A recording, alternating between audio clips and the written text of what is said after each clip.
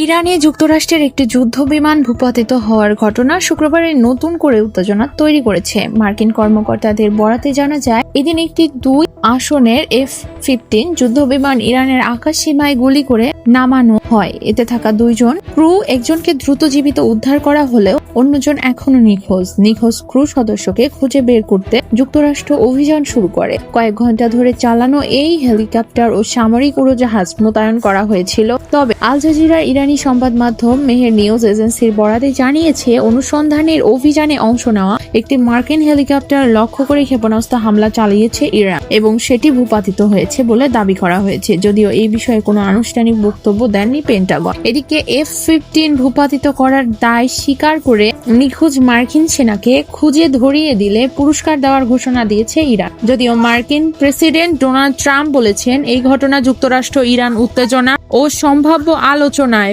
প্রভাব ফেলবে না। এর আগে তাসনিম নিউজের প্রতিবেদনে বলা হয়েছিল, নিখোঁজ পাইলটের উদ্ধারে কয়েক ঘন্টা ধরে তল্লাশি অভিযান চালাচ্ছে যুক্তরাষ্ট্র। তবে ইরানি সশস্ত্র বাহিনী দাবি, আমেরিকার এই প্রচেষ্টা সম্পূর্ণ ব্যর্থ হয়েছে।